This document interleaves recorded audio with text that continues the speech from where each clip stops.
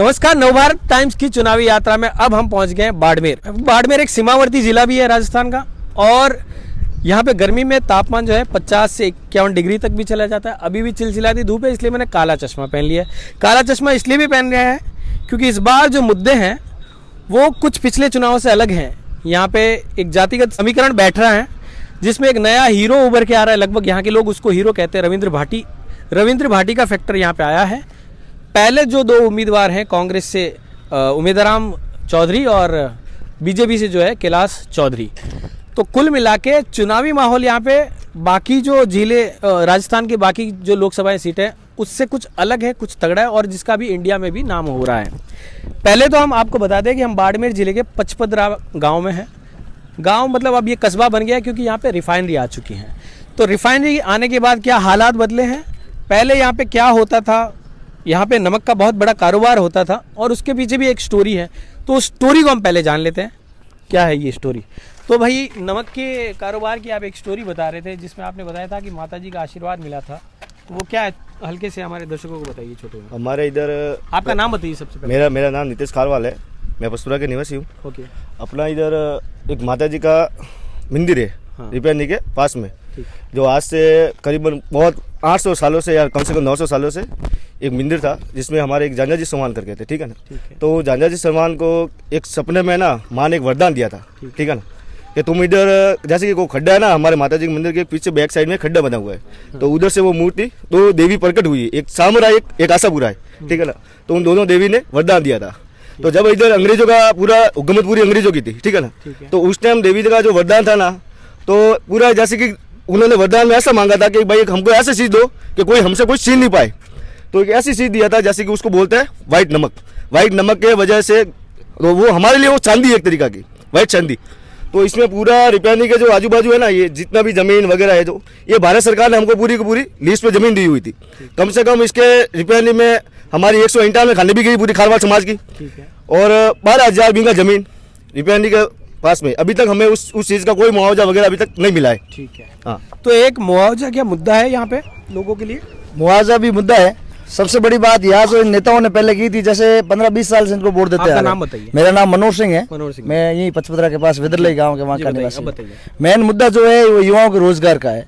मुआवजा इन्होंने बोला था सरकार ने, रिफाइनरी होते हुए भी यहाँ के स्थानीय युवाओं को कुछ भी रोजगार नहीं है। जैसे बंदे कोई रिफाइनरी के अंदर काम लेने जाए उनको काम मिलता नहीं है।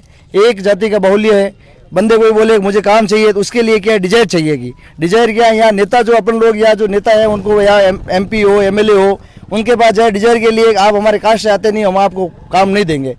तो दूसरी कास्ट वाले उन्होंने बोला काम दिया नहीं, लड़ाई झगड़े हुए थे, 144 धारा लगी थी, और मतलब खूब सारे मतलब अभी काफ़ी लड़कों के ऊपर मुकदमे भी हो रखे थे अभी, अब जाके कहीं थोड़े बहुत सुलटारा हुआ है। सबसे बड़ी धारा क्या है, बीजेपी कांग्रेस। यहाँ की विचारधारा जो नेताओं की है वो बीजेपी कांग्रेस वाली विचारधारा नहीं है। जैसे एक राष्ट्रवादी विचारधारा होती थी या कांग्रेस की होती थी, सबको साथ लेके चलने की, बीजेपी की सबको साथ लेके, अब प्रॉपर एक जाति का बाहुल्य हो गया है। न यहाँ की कोई विचारधारा मिलती है। रविंद्र भाटी एक ऐसा उम्मीदवार है जो 36 कौम को साथ लेके चलने वाला इंसान है, और वो युवाओं को है ना रोजगार देगा। जैसे इस बंदे के साथ काफी टाइम से है ना हम लोग देख रहे हैं, युवा जुड़े हुए हैं, उनको कुछ आस है तभी तो जुड़े हुए हैं। आज के समय में खोखले वादे करके और बेला फुसला कर कोई इंसान वोट नहीं ले सकता। अब जो इलेक्शन का जो माहौल है ना, अब की विचारधारा न विकास है न काम है। यहाँ बस एक ही विचारधारा है, अपना, यहाँ बस अपना होना चाहिए, बाकी इसी के अलावा किसी का कुछ नहीं होना चाहिए। ठीक है, चलो एक यहाँ पे ये मुद्दा हो गया कि रोजगार के नाम पे मुद्दा है, और ये बता रहे थे खासतौर से उसमें जातिगत राजनीति जो है अपने आप में हावी है, तो इसके कारण यहाँ के युवाओं को रोजगार नहीं मिलता है, इसलिए एक तरह से एंटी इनकम्बेंसी चल रही है। राइट। तो अभी ये बताइए कि केंद्र में या जहाँ कहीं भी बात चल रही है, वहाँ पे एक लहर की बात चल रही है पिछले 10 साल से, जिसमें अब राम मंदिर बना दिया, तो वो भी एक इमोशनल मुद्दा है। क्या ऐसा इमोशनल मुद्दा आपके लिए काम नहीं करता है जब आप वोट देने जाते हैं? तो देखो, राम मंदिर बनाए, हम तो तहे दिल से हमारे प्रधानमंत्री जी का धन्यवाद देते हैं। और जिस प्रकार आपको पता होगा आज पूरे भारत में नरेंद्र, उसी तरह आज पूरे राजस्थान में रविंद्र है। वो तो होना इसके उसका मुख्य कारण ये है कि देखो हम तो पचपदरा से हैं, ठीक है। हम आज पचपदरा की बात करें तो यहाँ के लोग, रिफाइनरी लगी हुई है, ये बड़ा प्रोजेक्ट है, तो यहाँ के लोग रोजगार के लिए तरस रहे। उनको मतलब झूठे वादे किए गए। मैं पार्टी विशेष नहीं कहना चाहता हूँ भाई, कांग्रेस भी थी, बीजेपी, अब आज दिन तक हम हर पार्टी को वोट देते हैं। कई लोग बीजेपी को देते हैं, कई लोग कांग्रेस, लेकिन इस बार यहाँ पचपदरा की जनता 100% इस बार रविंद्र सिंह के साथ है, क्योंकि वो एक बार उनके दिलों में लोगों को ऐसा है कि भाई रविंद्र सिंह आएंगे और हमें रिफाइनरी के पर्पस रोजगार देंगे, तो इसलिए यहाँ के युवा रविंद्र सिंह के समर्थन में। चलो, एक रिफाइनरी जो है ना यहाँ पे हमारे देश का एक बहुत बड़ा सिंबल है। खासतौर से यहाँ से 20-22 साल पहले जब बाड़मेर में तेल खोजा जा रहा था, तो उसके बाद पचपदरा में रिफाइनरी को शिफ्ट किया गया था, और मेरे ख्याल से अभी 5-10 साल हो गए होंगे रिफाइन शुरू हुए थे। तो कुछ रिफाइनरी की वजह से यहाँ पे कुछ डेवलपमेंट तो दिखता है, राइट? डेवलपमेंट हुआ है, डेवलपमेंट तो हम हुआ वो नहीं है। कह रहे कि वो नहीं उसके हुआ। हिसाब से अगर देखा जाए, जिस तरीके से रिफाइनरी के बाजू में जैसे नजदीकी गांव पचपदरा है, और पचपदरा आज दिन तक पानी के लिए तरस रहा है सर। पानी, हाँ, अब पानी पे बात करते हैं, क्योंकि डेवलपमेंट हमने अपनी चुनावी यात्रा में जहां से हमने नागौर से शुरू किया, राजसमंद है, और फिर पाली से फिर जोधपुर से अब हम बाड़मेर की सीट पे हैं। पांचों जगह पे पानी एक बहुत बड़ा मुद्दा है, जबकि जल शक्ति मंत्री गजेंद्र सिंह शेखावत रहे हैं, और उनके जगह पे भी ये पानी का मुद्दा है। और पानी का मुद्दा हमारे यहाँ पे पारंपरिक है, लेकिन ये भी एक इस बात का दुख है कि इस पानी के मुद्दे को सॉल्व करने के लिए अब तक कुछ किया नहीं गया खास तौर पे। तो अब ये बताइए कि पानी का कितना बड़ा मुद्दा है और किस तरह से आपको इसको फेस करना पड़ता है? पानी की इतनी परेशानी है कि सर हफ्ते में एक बार भी पानी दिया जाता है, वो भी 1 घंटे या आधे घंटे के लिए। जैसे कि इतना बड़ा गांव है सर, 1 घंटे आधे घंटे में कितना पानी मिल सकता है आपको भी मालूम है। अगर बात करो ना साहब, हाँ तो जी। आटे आ कंडीशन है कि महीना में एक बार पानी आवे। थोड़ा हिंदी में बताइए। महीने में एक बार पानी आता है, हाँ, और वही आया कर खारो खारा पानी। खारा आधे घंटे आता है। उसमें हम लोग क्या करते हैं, गली मोहल्ले में पता चलता है पानी आया, लोग दौड़ते कर यार पानी आ गया पानी।